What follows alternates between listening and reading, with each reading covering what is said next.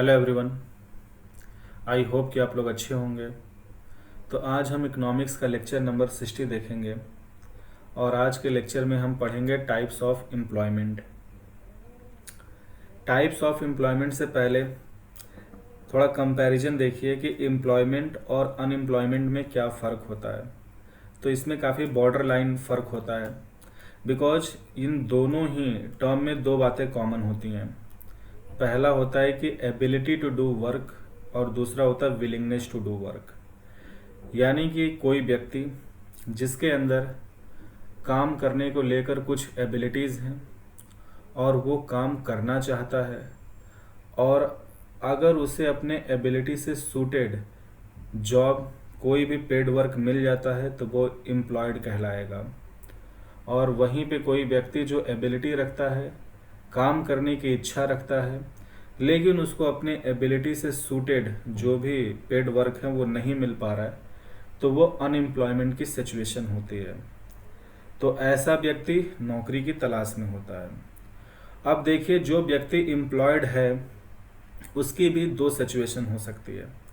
एक तो होता है कि नॉर्मल एम्प्लॉयमेंट, ठीक है, ब्रॉडली अगर देखा जाए तो एक होता है नॉर्मल एम्प्लॉयमेंट, दूसरा होता है अंडर एम्प्लॉयमेंट। नॉर्मल एम्प्लॉयमेंट तब होता है जब व्यक्ति अपने एबिलिटी से सूटेड जो भी जॉब कर रहा है उस उसके सर्विस या उसके वर्क के लिए जो उसे पैसे जो पेमेंट मिल रहा है वो अगर करंट मार्केट रेट या प्रिवेलिंग वेज रेट पे है तब तो वो नॉर्मल एम्प्लॉयमेंट कहलाएगा। लेकिन जब भी उसे प्रिवेलिंग वेज रेट से कम पैसा मिलता है तो वो अंडर एम्प्लॉयमेंट की सिचुएशन कहलाती है। ठीक है, तो ब्रॉडली देखा जाए तो एम्प्लॉयमेंट नॉर्मल या अंडर एम्प्लॉयमेंट होते हैं। लेकिन फर्दर जब हम किसी भी एम्प्लॉयमेंट का जो एम्प्लॉयमेंट कॉन्ट्रैक्ट है उसके जब हम नेचर की बात करते हैं, वो एम्प्लॉयमेंट कॉन्ट्रैक्ट को कितना लीगल प्रोटेक्शन यानी लेबर लॉज का कितना प्रोटेक्शन मिल रहा है और उस एम्प्लॉयमेंट कॉन्ट्रैक्ट के साथ कितनी जॉब रिलेटेड बेनिफिट्स एसोसिएटेड हैं, इन सारी बातों को जब हम मद्देनज़र रख के देखते हैं तो वहाँ पे टाइप्स ऑफ अनएम्प्लॉयमेंट बनती हैं। यानी कि जब हम टाइप्स ऑफ अनएम्प्लॉयमेंट की बात करते हैं तो वहाँ पे पहला जो कैटेगरी होता है वो होता है फॉर्मल एम्प्लॉयमेंट। उसी को हम परमानेंट एम्प्लॉयमेंट कहते हैं या इसी को हम फुल टाइम एम्प्लॉयमेंट कहते हैं। तो जो भी फॉर्मल या परमानेंट एम्प्लॉयमेंट होता है ये एक ऐसा एम्प्लॉयमेंट कॉन्ट्रैक्ट होता है एम्प्लॉय और एम्प्लॉयर के बीच, जो कि मतलब जो एम्प्लॉयमेंट कॉन्ट्रैक्ट है ये लेबर लॉज जो 44 लेबर लॉज हैं उनके परव्यू में आता है। यानी इस एम्प्लॉयमेंट कॉन्ट्रैक्ट को लेबर लॉज का प्रोटेक्शन है और लेबर लॉज के तहत एम्प्लॉय को जो भी जॉब रिलेटेड बेनिफिट्स मिलनी चाहिए वो सब मिलती हैं और लेबर लॉज का प्रोटेक्शन मिलता है। तो ये फॉर्मल एम्प्लॉयमेंट कहलाता है। जब एम्प्लॉय को अपने एम्प्लॉयमेंट को लेकर लेबर लॉज की प्रोटेक्शन नहीं मिलती है या जॉब रिलेटेड बेनिफिट्स नहीं मिलती हैं, ठीक है, अगर उसको जॉब को लेकर सिक्योरिटी नहीं है तो वो सारे जॉब हो जाते हैं इनफॉर्मल जॉब्स। अब इनफॉर्मल जॉब भी फर्दर दो तरह के हो सकते हैं, ठीक है। एक तो इनफॉर्मल जॉब में वो कैटेगरी आती है जिसको हम बोलते हैं, जैसे ये इनफॉर्मल एम्प्लॉयमेंट, इनको लेबर लॉज का ना तो प्रोटेक्शन होता है ना ही लेबर लॉज के थ्रू मिलने वाली जो भी जॉब रिलेटेड बेनिफिट्स हैं वो भी नहीं मिलती हैं। तो ये इनफॉर्मल एम्प्लॉयमेंट फर्दर दो तरह के हो सकते हैं, कैजुअल एम्प्लॉयमेंट या कॉन्ट्रैक्चुअल। कैजुअल एम्प्लॉयमेंट में डेली वेज वर्कर्स होते हैं जो कि काम करते हैं डिमांड बेस्ड या इरेगुलर एम्प्लॉयमेंट इसको बोलते हैं। कॉन्ट्रैक्चुअल एम्प्लॉयमेंट में क्या होता है कि it is as per the terms and condition of the contract. Employer और एम्प्लॉय के बीच एक कॉन्ट्रैक्ट साइन होता है और जो भी पेमेंट होना है, जितने समय के लिए काम करना है, जो भी डिस्क्लोजर एग्रीमेंट होता है, ये सब as per the terms and condition of contract, employment contract. फिर एक तीसरा कैटेगरी होता है सेल्फ एम्प्लॉयमेंट का, जहाँ कोई व्यक्ति अपने ही बिजनेस में अपने लिए काम कर रहा होता है, that is employment in own account business, ठीक है, वो अपना बिजनेस रन कर रहा होता है। फिर 2018 में गवर्नमेंट ने एम्प्लॉयर को फ्लेक्सिबिलिटी प्रोवाइड करने के लिए, या फिर जो हमारे ऑर्गेनाइज सेक्टर में इनफॉर्मलाइजेशन हो रहा था जॉब्स का, उससे लेबर फोर्स को प्रोटेक्ट करने के लिए गवर्नमेंट ने एक नया सहूलियत निकाला एम्प्लॉयमेंट का। वो था फिक्स टर्म एम्प्लॉयमेंट। और ये फिक्स टर्म एम्प्लॉयमेंट क्या होता है? ये fix term employment contract act के तहत गवर्न होता है। तो ये सारी चीज़ें क्या होती हैं, इनके क्या फीचर्स होते हैं, अब हम इनको बहुत डिटेल में देखेंगे। ठीक है। उसके बाद फिर इस लेक्चर के एंड तक हम ये समझेंगे कि इंडिया में जो भी हमारा लेबर फोर्स है, ठीक है, खास करके जो हमारा लेबर फोर्स में जो हमारे वर्किंग पर्सन्स हैं, ठीक है, जो लोग काम कर रहे हैं, उनका कितना प्रतिशत ऑर्गेनाइज सेक्टर में है, कितना अनऑर्गेनाइज सेक्टर में है, कितना फॉर्मल जॉब में है, कितना इनफॉर्मल जॉब में है, फिर इंडिया में इनफॉर्मलाइजेशन ऑफ वर्क फोर्स क्यों हो रहा है, और फिर साथ साथ हम इसके रेपरकशंस, तो ये काफ़ी कुछ हम देखने वाले हैं। तो ये सब तो ब्रीफ बातें थी। Let's see the things in greater detail. ठीक है।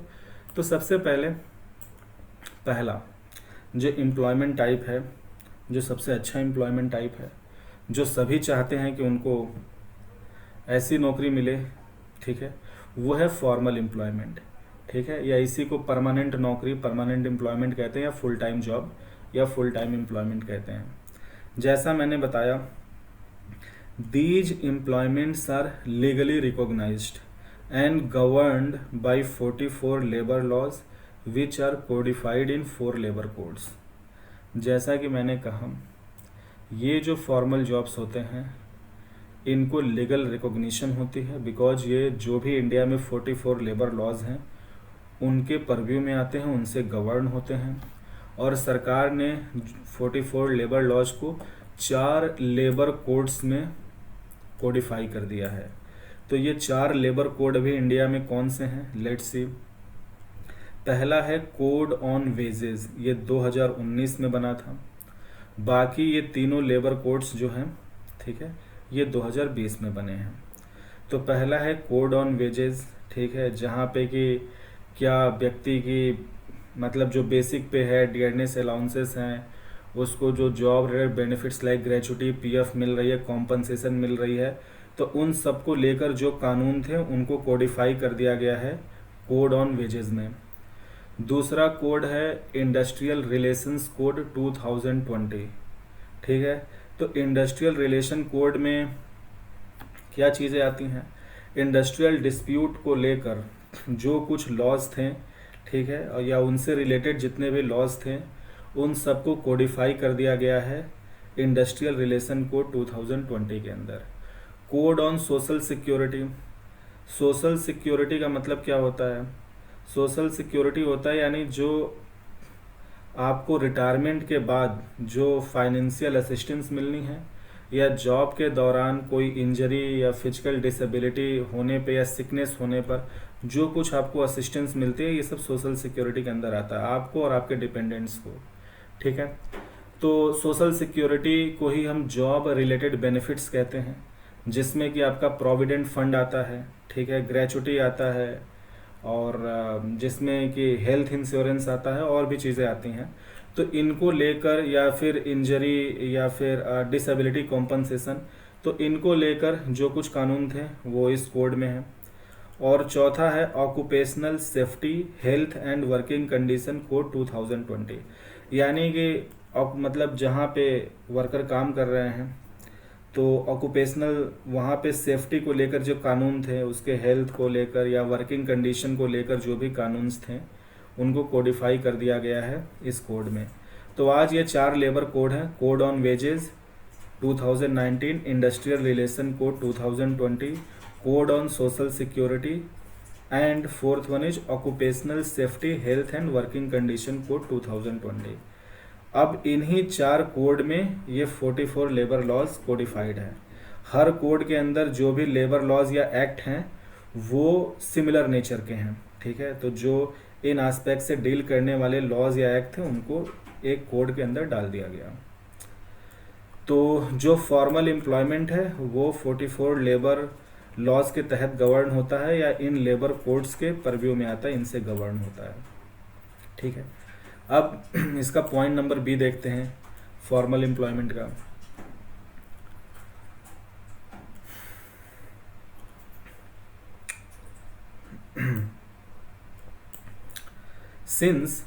Since these employments are governed by labor laws, so it becomes the obligation of the employers to provide job related benefits to their employees। एक second रुक जाइए, record हो रहा है। ठीक है, तो पॉइंट बी क्या था? Since these employments are governed by labour laws, so it becomes the obligation of the employers to provide job related benefits to their employees।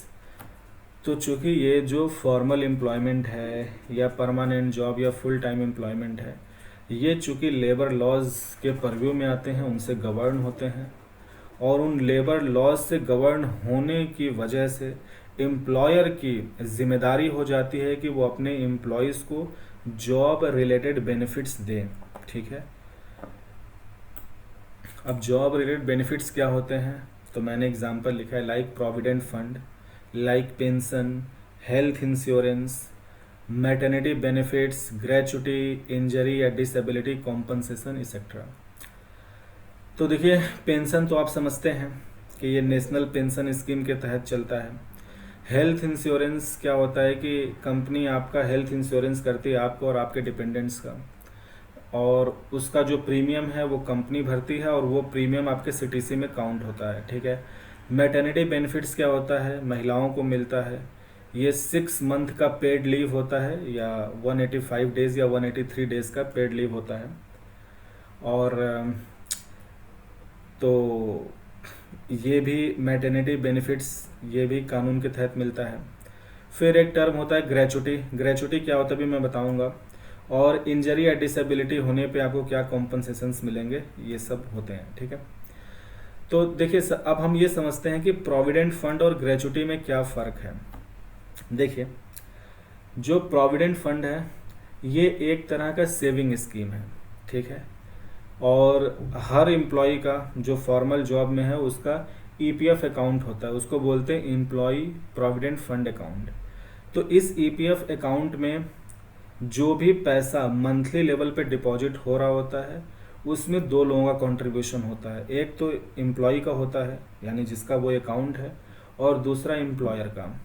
अब ये आप किसी भी एम्प्लॉय को पीएफ जो मिलता है वो कैसे बनता है? देखिए, एम्प्लॉय की जो भी बेसिक सैलरी है, जो उसका बेसिक पे है, और इन्फ्लेशन को कोप अप करने के लिए जो उसे डियरनेस अलाउंसेस मिलते हैं। ठीक है, तो उसकी बेसिक पे प्लस डियरनेस अलाउंसेस, ये उसकी सैलरी बनेगी। ठीक है, और इस सैलरी का 12% जो होता है, 12% एम्प्लॉय कंट्रीब्यूट करता है मंथली अपने पीएफ अकाउंट में, और लगभग उतना ही परसेंटेज एम्प्लॉयर भी कंट्रीब्यूट करता है पीएफ अकाउंट में। अगर व्यक्ति नेशनल पेंशन स्कीम को भी ज्वाइन किया है तो जो 12% एम्प्लॉयर का है उसका तकरीबन 8.33% पेंशन में जाता है, बचा हुआ पीएफ अकाउंट में जाएगा। तो इस तरह से होता क्या है कि जो मंथली ईपीएफ अकाउंट में एम्प्लॉय और एम्प्लॉयर कंट्रीब्यूट कर रहे हैं एज पर कि एम्प्लॉय का जो भी बेसिक पे प्लस उसको जो डियरनेस अलाउंस मिल रहा है which depends on the inflation level, तो मंथली जो कुछ ईपीएफ अकाउंट में इकट्ठा हो रहा है और उस पर इंटरेस्ट भी मिलता है, तो ये जो अमाउंट एक्यूमुलेट हो रहा है इसको प्रोविडेंट फंड बोलते हैं। अब ये प्रोविडेंट फंड एम्प्लॉय पूरा का पूरा अपना प्रोविडेंट फंड वो निकालता है जब वो रिटायर होता है। ठीक है, तो अगर वो रिटायर होगा तो अपना पूरा ईपीएफ अकाउंट का पैसा निकाल सकता है, या अगर उस व्यक्ति की डेथ होती है तो उसने जिसको नॉमिनी बनाया है, जो उसका नॉमिनी है, वो उसको पूरा अमाउंट मिल जाएगा। पार्शियल अमाउंट या फुल अमाउंट जो एम्प्लॉय है वो निकाल सकता है। अगर मान लीजिए एम्प्लॉय को जॉब के दौरान रिटायरमेंट से पहले कोई परमानेंट डिसेबिलिटी होती है या क्रॉनिक इलनेस होती है तो भी वो अपने ईपीएफ अकाउंट का पूरा पैसा निकाल सकता है। रिटायरमेंट के बाद तो डेफिनेटली निकाल सकता है, और मरने के बाद उसका नॉमिनी को मिल जाएगा। इसके अलावा अगर व्यक्ति जॉब से रिजाइन करता है, अगर वो 1 महीने से ज़्यादा के लिए एम्प्लॉयड है, सॉरी, अगर व्यक्ति रिजाइन करता है 1 मंथ से ज़्यादा टाइम के लिए वो अनएम्प्लॉयड रहता है, तो वो अपने ईपीएफ का पार्शियल अमाउंट निकाल सकता है। अगर व्यक्ति कोई होम लोन या किसी और तरह का मैरिज या कोई और एक्सपेंडिचर कर रहा है, ठीक है, नेसेसरी एक्सपेंडिचर, तो वो अपने पीएफ अकाउंट से पार्शियल अमाउंट विड्रॉ कर सकता है, ठीक है।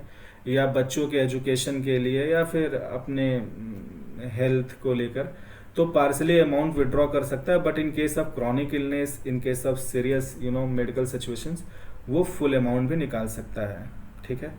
अब बात करते हैं ग्रेचुटी। तो जो प्रोविडेंट फंड है ये एक तरह का सेविंग स्कीम है, ओके, और ये एक तरह की सिक्योरिटी प्रोवाइड करती है व्यक्ति को आफ्टर रिटायरमेंट। उसको एक जितना भी उसने कंट्रीब्यूट किया है सर्विस के दौरान, अपने बेसिक पे और डियरनेस अलाउंस का जो 12% और जो एम्प्लॉयर ने कंट्रीब्यूट किया है, इस पे ब्याज जुड़ के, और ये ब्याज क्या होता है, कंपाउंडली एडेड, तो उसको रिटायरमेंट के बाद मिलता है लमसम अमाउंट। ग्रेचुटी क्या होती है? Gratuity is a kind of reward. मैंने बोला ना प्रोविडेंट फंड एक सेविंग स्कीम है, ठीक है, बट ग्रेचुटी जो है it is a kind of reward. ये रिवॉर्ड कंपनी या एम्प्लॉयर अपने एम्प्लॉय को देता है उसके एक्सेप्शनल कंट्रीब्यूशन के लिए या उसके अच्छे कंट्रीब्यूशन के लिए।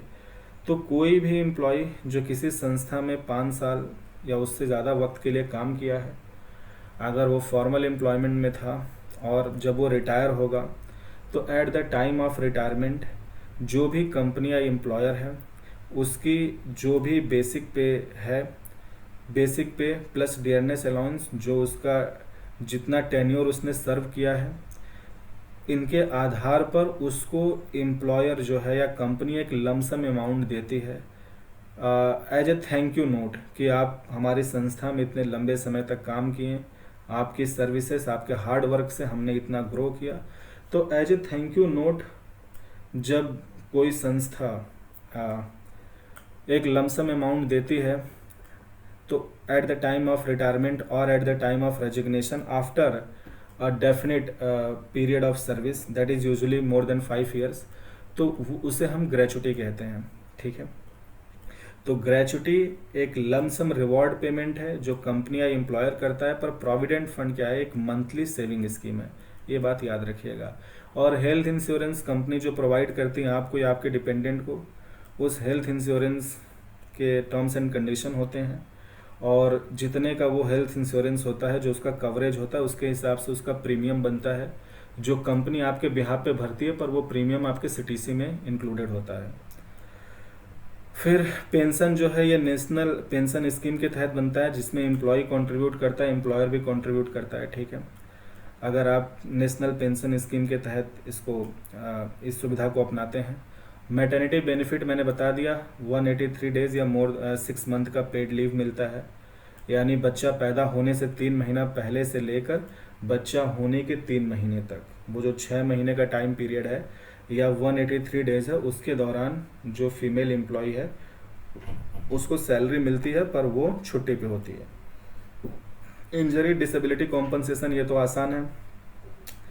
अच्छा, एक बात मैं आपको और बताता हूँ, जैसे जो कंपनी की सीटीसी होती है ना फॉर्मल एम्प्लॉयमेंट में, देखिए उसमें जैसे मान लीजिए किसी एम्प्लॉय की सीटीसी 10 लाख रुपए है और उसको इन हैंड सैलरी 6 लाख रुपए आ रही है। अब एम्प्लॉय सोचता है कि यार सीटीसी 10 लाख है, हाथ में मेरे 6 लाख आ रहा है, तो ये 4 लाख कहाँ जा रहा है? देखिए वो 4 लाख कंपनी के पास भी नहीं जा रहा है, वो 4 लाख रुपए खर्च हो रहे हैं। यानी जब भी कोई कंपनी किसी एम्प्लॉय को ऑफर देती है, और वो जो सीटीसी होती है वो होती है कॉस्ट टू कंपनी, यानी उस एम्प्लॉय को लेकर कंपनी पे उतना खर्चा आ रहा है, यानी कंपनी या एम्प्लॉयर के जेब से उतना पैसे जा रहे हैं। तो अगर एम्प्लॉयर के जेब से 10 लाख रुपए जा रहे हैं, एम्प्लॉय को 6 लाख मिल रहा है, तो बाकी कहाँ जा रहा है? तो देखिए जिस भी आपका जो भी एनुअल इनकम है, वो जिस भी इनकम टैक्स के स्लैब में आता है उतना परसेंट तो पहले आप इनकम टैक्स भरते हैं। ये इनकम टैक्स कंपनी आपके बिहाफ पे पहले ही भर देती है, ठीक है। तो अगर कंपनी आपकी सैलरी से इनकम टैक्स डिडक्ट करके आपको दे रही है, मतलब आपका इनकम टैक्स कंपनी भर रही है, तो वो चला गया, यानी वो पैसा सरकार के पास गया। दूसरा, जो आपको हेल्थ इंश्योरेंस मिला है आपको और आपके डिपेंडेंट्स को, उस हेल्थ इंश्योरेंस का प्रीमियम होता है ईयरली, वो भी कंपनी भरती है जो आपके सीटीसी में जुड़ा है। प्लस प्रोविडेंट फंड जो कंपनी कंट्रीब्यूट कर रही है आपके ईपीएफ अकाउंट में, वो भी उस सीटीसी में होता है। ठीक है, तो ये जो भी है मतलब, और जो पेंशन में कंट्रीब्यूट कर रही है वो भी होता है। तो जो भी इनकम टैक्स कंपनी भर रही है, आपका हेल्थ इंश्योरेंस प्रीमियम, आपके पेंशन स्कीम में जो कंट्रीब्यूशन कर रही है, आपके पीएफ अकाउंट में जो कंट्रीब्यूशन कर रही है, ठीक है, ये सब जुड़कर, और जो आपको इन हैंड मिलना है, ये सब जुड़कर आपकी सीटीसी बनती है। तो आपको इन हैंड जो मिलता है वो अमाउंट इन सब के डिडक्शन के बाद मिलता है, लेकिन कंपनी के जेब से उतना पैसा जा रहा होता है। ठीक है, और अगर एक्चुअली में देखा जाए तो एक एम्प्लॉय के ऊपर कंपनी के जेब से उससे ज़्यादा पैसे जाते हैं, जस्ट बिकॉज कि आप जिस ऑफिस में काम कर रहे हैं वहाँ जितने भी एम्प्लॉय काम कर रहे हैं सब इलेक्ट्रिसिटी यूज कर रहे हैं। वो ऑफिस कंपनी ने रेंट किया होगा तो उसकी रेंटल एक्सपेंडिचर जा रही है, और भी बहुत सारे मिसलिनियस एक्सपेंडिचर होती हैं। तो सीटीसी के ऊपर भी कंपनी का बहुत सारा खर्चा होता है। ठीक है, खैर वो मुद्दा नहीं था। तो मुद्दा ये था कि देखिए पीएफ जो है एक monthly pension, monthly saving scheme है। ग्रेचुटी क्या है, ये एक तरह का लमसम रिवॉर्ड है फॉर योर सर्विसेज। ओके, बाकी मैंने बता दिया फॉर्मल एम्प्लॉयमेंट वो एम्प्लॉयमेंट है जो लेबर लॉज से गवर्न होते हैं, और इन एम्प्लॉयमेंट में जॉब रिलेटेड बेनिफिट्स मिलती हैं ये चीज़ें, और ये चीज़ें सिर्फ फॉर्मल एम्प्लॉयमेंट में ही मिलती हैं क्योंकि यही लेबर लॉज के अंदर आता है, और ये सारी सुविधाएं as per the labour laws हैं। ठीक है, अगर आप कैजुअल वर्कर हैं, डेली वेज वर्कर हैं, या इनफॉर्मल एम्प्लॉई हैं तो आपको ये सहूलियत नहीं मिलेंगी। ठीक है, इनमें से कोई चीज़ एम्प्लॉयर आपको देना चाहे तो उसका डिस्क्रिशन है, पर एज पर आपकी एम्प्लॉयमेंट कॉन्ट्रैक्ट ही अगर लेबर लॉज के अंदर नहीं आ रही है तो एम्प्लॉयर जो है वो आप कह लीजिए कि उसकी ऑब्लिगेशन, उसकी मजबूरी नहीं बनती है कि वो आपको ये सब दे, या उसकी जिम्मेदारी नहीं बनती है। तो फॉर्मल एम्प्लॉयमेंट का तीसरा पॉइंट क्या हो सकता है, these employments have standard work hours per week. ठीक है, ये जो भी फॉर्मल एम्प्लॉयमेंट्स होते हैं इनका स्टैंडर्ड वर्क आवर होता है पर वीक। तो जो पर वीक जो स्टैंडर्ड वर्किंग आवर्स हैं वो हैं 40 आवर्स पर वीक, यानी एक सप्ताह में 40 घंटे काम करने होते हैं। अब एक सप्ताह में अगर आपको 40 घंटे काम करने हैं, और तो अगर आप 5 दिन ऑफिस जाते हैं तो आपको 8 आवर्स पर डे काम करना पड़ेगा। तो 8 पंजे 40, इसीलिए सैटरडे संडे हॉलीडे रहता है। कॉरपोरेट्स में यूज में मतलब गवर्नमेंट जॉब में तो संडे को हॉलीडे होता है, पर कॉरपोरेट्स में सैटरडे संडे दोनों हॉलीडे होता है। वो सैटरडे को हॉलीडे इसलिए नहीं दे रहे हैं क्योंकि उनको सैटरडे को आपको हॉलीडे देना है, वो इसलिए दे रहे हैं बिकॉज 40 घंटे से ज़्यादा आप काम नहीं ले सकते हैं, और 40 घंटे से ज़्यादा का अगर आपको काम लेना है तो आपको ओवर टाइम पे, वो जो एक्स्ट्रा वर्क अलाउंस या ओवर टाइम पे है वो करना पड़ेगा। तो ये नॉर्म है कि 40 घंटे सप्ताह में काम लेने हैं, तो वो 5 दिन ऑफिस खोलते हैं, 8 आवर्स पर डे की सर्विस लेते हैं। अब 8 आवर्स पर डे अगर आपको अपनी सर्विसेज देनी है तो आपकी जॉब टाइम क्या हो जाएगी, 9 to 5। 9 to 5 क्यों, 9 to 5 में 9 घंटे होते हैं, तो कंपनी 1 घंटा लंच ब्रेक काउंट करती है। ठीक है, इसीलिए ये जो फॉर्मल एम्प्लॉयमेंट है इनको परमानेंट जॉब या फुल टाइम जॉब, या तो इन शॉर्ट 9 to 5 जॉब कहते हैं, जो कहते हैं कि 9 से 5 वाली नौकरी। तो ये 9 to 5 जॉब जो है ये 8 आवर्स पर डे वाला वर्क है, and that is formal employment. इसका पॉइंट नंबर डी देखिए। पॉइंट नंबर डी कहता है employees get other benefit such as paid leave, overtime allowances, bonus, protection from arbitrary dismissal. यानी कि देखिए जो भी एम्प्लॉयज़ हैं जो कि कंपनी से फॉर्मल एम्प्लॉयमेंट पाते हैं, ठीक है, तो इस फॉर्मल एम्प्लॉयमेंट कॉन्ट्रैक्ट के तहत उन्हें और भी बहुत सुविधाएं मिलती हैं। जैसे उनको हर महीने या साल भर में कुछ टोटल पेड लीव्स मिलते हैं। ठीक है, और अगर वो ओवर टाइम करते हैं, वो 8 आवर्स पर डे या 40 आवर्स पर वीक से ज़्यादा काम करते हैं, तो वो ओवर टाइम अलाउंसेस या ओवर टाइम पे मिलना चाहिए। मिलता भी है। और ओवर टाइम पे जो होता है वो नॉर्मल वर्किंग आवर्स के पे से ज़्यादा होता है, ठीक है। और फिर बोनस के लिए भी इंटाइटल्ड होते हैं। और अगर आपके पास फॉर्मल एम्प्लॉयमेंट है तो आपको यूं ही नौकरी से नहीं निकाला जा सकता, ठीक है। इसीलिए इसको परमानेंट जॉब बोलते हैं। अब एक बात मैं आपको यहाँ बता दूँ कि आज की डेट में इंडिया में जो भी कंपनी सरकार के साथ रजिस्टर्ड हैं, जिनके यहाँ 300 या 300 से ज़्यादा एम्प्लॉय काम कर रहे हैं, 300 और मोर देन 300 एम्प्लॉयज़ हैं, अगर उनको अपने एम्प्लॉयज़ को निकालना है, ठीक है, सिग्निफिकेंट नंबर्स में, तो उनको लेबर कमिश्नर या गवर्नमेंट का प्रायर परमिशन लेना पड़ेगा। उनको बताना पड़ेगा कि हम इन सिचुएशन से गुजर रहे हैं, हमें ये दिक्कतें परेशानियां हैं, हम इतने एम्प्लॉयज़ निकालना चाहते हैं। गवर्नमेंट के परमिशन के बिना आप नहीं निकाल सकते, ठीक है। तो इसीलिए मैंने बोला कि जब भी आप, और अगर यही आपका फॉर्मल एम्प्लॉयमेंट गवर्नमेंट जॉब में है, मतलब सरकारी नौकरी है, तो वो फॉर्मल एम्प्लॉयमेंट है, वहाँ तो प्रोटेक्शन बहुत ज़्यादा होता है, ठीक है। अगर आपको निकाल दिया गया, आप कोर्ट में जाइए, बहुत सारे लोग तो बहाल हो जाते हैं, मतलब उनको वापस नौकरी मिल जाती है, ठीक है। और अगर आप प्राइवेट सेक्टर में हैं तो भी ये जो मास ले ऑफ होता है वो बहुत डिफ़िकल्ट होता है। एक दो एम्प्लॉयज़ निकाल दिए जाएं तो जब निकाले जाते हैं तो उनको रीजनेबल कॉम्पनसेशन दी जाती है, एक लमसम अमाउंट दी जाती है उनके अकाउंट में। और अदरवाइज मास ले ऑफ कंपनीज नहीं कर सकती, they have to take permission of labour commissioner और गवर्नमेंट, ठीक है। And they have to give lot of reason. So जो नॉर्म्स हैं वो काफ़ी कॉम्प्लेक्स हैं और like they are difficult to dismiss the employees. दूसरी तरह की जो एम्प्लॉयमेंट कॉन्ट्रैक्ट होती है या जो जॉब होती है वो होता है इनफॉर्मल एम्प्लॉयमेंट। अब चूंकि ये इनफॉर्मल है तो जाहिर सी बात है कि ये टेम्प्रोरी है।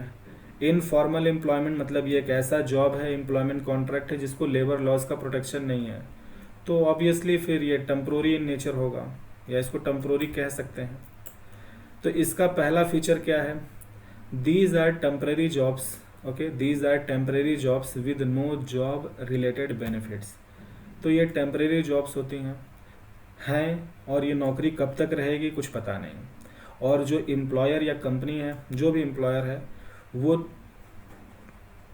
ऑब्लाइज नहीं है कि आपको जॉब रिलेटेड बेनिफिट्स दे, ठीक है, जस्ट बिकॉज कि आपका एम्प्लॉयमेंट कॉन्ट्रैक्ट इनफॉर्मल है। इसका दूसरा फीचर होता है कि these jobs lack formal contract between the employer and employee, obviously, hence these jobs are not protected by labour laws, obviously, ठीक है। अब देखिए, ये जो इनफॉर्मल या टेम्पररी एम्प्लॉयमेंट है ये दो तरह का हो सकता है। पहला तो है कैजुअल एम्प्लॉयमेंट। कैजुअल एम्प्लॉयमेंट में क्या आता है कि अभी पेड वर्क है, कल होगा कि नहीं होगा नोबडी नोज, तो कैजुअल मतलब डेली वेज एम्प्लॉयमेंट। अब ये जो भी डेली वेज एम्प्लॉयमेंट होता है ये डिमांड पे डिपेंड करता है। अगर मान लीजिए जैसे अगर रूरल एरियाज़ में जाएं, अगर एग्रीकल्चर का जो क्रॉपिंग या हार्वेस्ट सीजन होता है उस समय रिक्वायरमेंट होती है लेबर्स की, तो लोगों के पास डेली वेज एम्प्लॉयमेंट होता है। लीन सीजन में अनएम्प्लॉयड हो जाते हैं या कुछ और काम करते हैं। शहर में मान लीजिए कोई कंस्ट्रक्शन हो रहा है किसी सोसाइटी का या कोई कंस्ट्रक्शन हो रहा है, वहाँ पे जब तक कंस्ट्रक्शन में काम चल रहा है डिमांड है तो डेली वेज एम्प्लॉयमेंट है। काम ख़त्म हो गया, डिमांड ख़त्म, तो व्यक्ति अनएम्प्लॉयड हो जाएगा। तो ये सारा कैजुअल एम्प्लॉयमेंट जो है ये सब इनफॉर्मल इन नेचर होते हैं। एंड कैजुअल एम्प्लॉयमेंट का मतलब होता है डेली वेज एम्प्लॉयमेंट, ठीक है, चाहे वो शहर में हो या गांव में हो। दूसरी तरह की इनफॉर्मल एम्प्लॉयमेंट होती है कॉन्ट्रैक्चुअल एम्प्लॉयमेंट। कॉन्ट्रैक्चुअल एम्प्लॉयमेंट में देखिए बेसिकली क्या होता है कि जो एम्प्लॉयर है, एम्प्लॉयर और एम्प्लॉय के बीच में एक कॉन्ट्रैक्ट साइन होता है और उस कॉन्ट्रैक्ट में वर्क को लेकर जो भी टर्म्स एंड कंडीशन होते हैं वो मेंशन्ड होते हैं। कितने समय के लिए एम्प्लॉय को काम करना है वो मेंशन्ड होता है और उसको उसके काम के लिए कितना पेमेंट मिलेगा तो वो फिक्स पेमेंट होता है। तो चूँकि यहाँ पे पीएफ या फिर उसको ग्रेचुटी या फिर पेंशन या जो अदर बेनिफिट्स हैं, इंश्योरेंस, हेल्थ, ये सब नहीं देना है, तो फिर वो एक फिक्स कॉम्पनसेशन होता है, यानी कि जो भी आप मान लीजिए अगर आप इनकम टैक्स, अगर आपकी इनकम टैक्स स्लैब में आती है तो उतना पर्सनल इनकम टैक्स काट के जितना भी आपका पैसा बनेगा वो आपको देगा पूरा। तो ये एक फिक्स कॉम्पनसेशन एम्प्लॉयमेंट होता है, ठीक है, या इसको बोलते हैं फिक्स्ड पे एम्प्लॉयमेंट, ठीक है। तो और देखिए जब भी कॉन्ट्रेक्चुअल एम्प्लॉयमेंट होता है ना, तो इसमें एक जो चीज़ आपको देखने को मिलेगी जो कि बहुत बायस्ड होता है, वो होता है नॉन डिस्क्लोजर एग्रीमेंट। क्योंकि ज़्यादातर कॉन्ट्रेक्चुअल एम्प्लॉयमेंट कैसे होते हैं कि जो कंपनी या जो एक्चुअल एम्प्लॉयर होती है, जो क्लाइंट है वो कोई और कंपनी होती है, उस कंपनी का जो भी कॉन्ट्रैक्ट है कोई उससे छोटी कंपनी लेती है, लेकिन वो छोटी कंपनी खुद काम करने के बजाय वो किसी थर्ड पार्टी को या कुछ और लोगों को कॉन्ट्रैक्ट पे काम देती है। तो अब ये जो बीच में कंपनी है ना जिसने ए से काम लिया है, तो बी क्या है, लेट मी राइट इट, यहाँ पे मैं आपको बताता हूँ कि ये कैसे काम करता है। जैसे मान लीजिए ये कंपनी ए है, ठीक है, इसको कुछ काम कराना था, तो ये क्लाइंट बन जाएगी, किसकी क्लाइंट बन जाएगी, कंपनी बी की क्लाइंट। बी की क्लाइंट क्यों, क्योंकि ए को जो काम कराना था बी ने बिड किया या बी को ए ने काम दे दिया, ठीक है। तो अगर ए ने अपना काम बी को करने के लिए दिया तो ए बी का क्लाइंट हो गया। बी जो है ये खुद काम नहीं कर रहा है, ये इस काम को किसी कंपनी,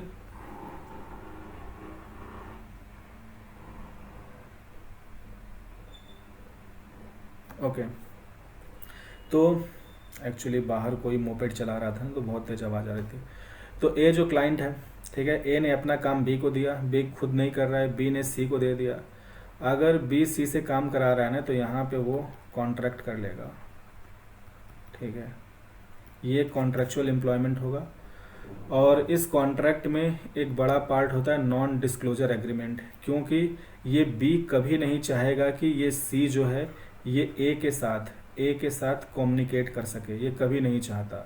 क्योंकि बी ने जो भी वेज रेट या पेमेंट ए से लिया है, ठीक है, जो भी पर आवर का वेज रेट लिया है उसका हाफ या उससे भी कम ये सी को देता है, ठीक है।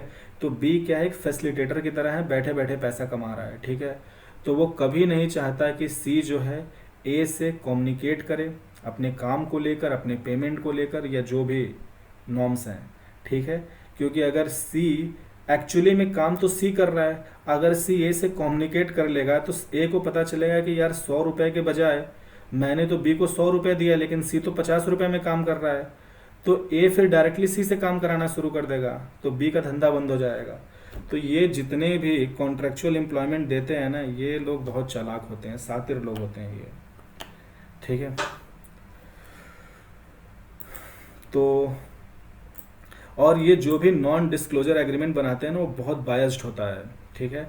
और कई बार तो ये एग्रीमेंट इतना ज़्यादा बायस्ड बनाते हैं, ये जो बी होगा ना, ये जो सी के साथ कॉन्ट्रेक्चुअल एम्प्लॉयमेंट में जो एग्रीमेंट करता है ना, ये बी इतना बायस्ड एग्रीमेंट बनाता है कि जिसकी हद ना हो। और कई बार क्या होता है कि ये जो बी है, ये जो एग्रीमेंट बनाता भी है ना, उसकी लीगल बाइंडिंग ही नहीं होती है, ठीक है। वो बस सी को डराने के लिए या सी को एक तरह से कंट्रोल करने के लिए होता है, ठीक है। तो फिर ठीक है, देखते हैं। It is as per the terms and condition of contract. तो कॉन्ट्रेक्चुअल एम्प्लॉयमेंट में कैसे लोग आते हैं, यानी किस तरह के लोग वर्कर होते हैं। तो फ्रीलांसर्स, जो फ्रीलांसर्स होते हैं, जो कॉन्ट्रैक्ट पे काम कर रहे होते हैं, ये एक तरह का कॉन्ट्रेक्चुअल फ्रीलांसर्स कॉन्ट्रेक्चुअल एम्प्लॉयमेंट पे ही काम करते हैं। जो भी प्राइवेट कंसल्टेंट हैं, ठीक है, यानी देखिए कंसल्टेंट दो तरह के होते हैं, एक तो कंपनी में डेजिग्नेशन होती है, तो वो फॉर्मल एम्प्लॉयमेंट होगा। जैसे मान लीजिए कोई कंपनी है सर्विस सेक्टर के, वहाँ पर कैसे हायरार्की स्टार्ट होती है, मैं एक जनरल हायरार्की की बात कर रहा हूँ।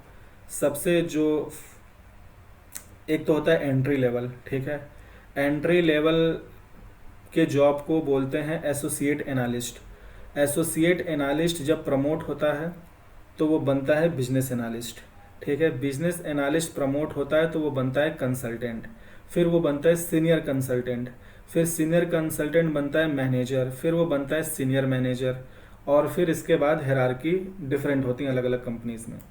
और ये जो एसोसिएट एनालिस्ट और ये फिर एनालिस्ट और फिर कंसल्टेंट, सीनियर कंसल्टेंट, मैनेजर, ये भी कोई रिजिड नहीं है। इसमें भी कंपनीज बना देती हैं कि एनालिस्ट, फिर सॉरी एसोसिएट एनालिस्ट, फिर फिर बिजनेस एनालिस्ट, फिर सीनियर एनालिस्ट, फिर टीम लीडर, ये वो दुनिया भर की चीज़ें वो बना देती हैं, ठीक है। जस्ट बिकॉज कि लोगों को प्रमोशन फील हो कि उनको मिल रहा है और फिर मैनेजर तक आते आते उनके 8-10 साल निकल जाएं, ठीक है। तो वो सब जो हायरार्की होती हैं वो हो गई फॉर्मल एम्प्लॉयमेंट, क्योंकि वो किसी कंपनी में काम कर रहे हैं। पर कुछ लोग होते हैं जो 5-6 साल काम करके वो फिर अपना प्राइवेट कंसल्टेशन फर्म चलाने लगते हैं। यानी वो लोग किसी भी कंपनी को अपनी कंसल्टेंसी सर्विस देते हैं on the basis of contractual employment, ठीक है। तो जो इंटर्न्स होते हैं, इंटर्नशिप भी कॉन्ट्रेक्चुअल एम्प्लॉयमेंट होती है अगर आपके इंटर्नशिप में आपको कंपनी से पेमेंट मिल रहा है, ठीक है। तो इंडिया में तो बहुत सारे जो भी इंजीनियरिंग बच्चे या फिर इंजीनियरिंग डोमेन के या टेक्निकल जो भी ग्रेजुएशन डोमेन के बच्चे हैं, ये लोग तो पेमेंट करके इंटर्नशिप करते हैं। पर एक्चुअली में सही इंटर्नशिप ये होता है कि आप 6 महीने या 9 महीने का जो इंटर्नशिप या 3 महीने का इंटर्नशिप कर रहे हैं, उसमें आप काम सीख रहे हैं, लेकिन जिस कंपनी में जिस व्यक्ति के अंदर आप काम सीख रहे हैं, आप उसको उस काम में असिस्ट भी कर रहे होते हैं। जो आपको वो सिखाता है वो आप फिर उस चीज़ को करते हैं। तो उसके डेली वर्क में आप असिस्टेंस कर रहे हैं, तो आपको अपने असिस्टेंस का, आपके अपने उस 8-9 घंटे के टाइम पीरियड का जो आपने वहाँ काम किया उसका पैसा मिलना चाहिए। तो अगर किसी इंटर्नशिप में पैसा मिल रहा है इंटर्न को, तो वो एज पर द कॉन्ट्रैक्ट होता है, इसलिए वो कॉन्ट्रेक्चुअल एम्प्लॉयमेंट में आ जाता है। गिग वर्कर्स क्या होते हैं? गिग वर्कर्स होते हैं जैसे जो जो अपने पास कुछ स्किल एक्सपर्टीज रखते हैं, और ये लोग कॉन्ट्रैक्ट पे, तो फ्रीलांसर्स टाइप के लोगों को ही गिग वर्कर्स कहते हैं। यानी इनके पास कुछ स्किल सेट हैं, इनके पास कुछ सर्विसेज की एबिलिटीज़ हैं, कुछ सर्विसेज देने की एबिलिटी हैं, और फिर ये अलग अलग एम्प्लॉयर को ढूंढ रहे होते हैं और एम्प्लॉयर्स भी इनको ढूंढ रहे होते हैं। और फिर जब एम्प्लॉयर को ये मिलते हैं, ये एम्प्लॉयर तक पहुंचते हैं, जो काम होता है उस काम के लिए कॉन्ट्रैक्ट करते हैं और फिर ये काम। तो ये जो भी फ्रीलांसर कंसल्टेंट हैं, ये सब गिग वर्कर्स के अंदर ही आते हैं, ठीक है। तो इसके अलावा तीसरी तरह की एम्प्लॉयमेंट होती है सेल्फ एम्प्लॉयमेंट।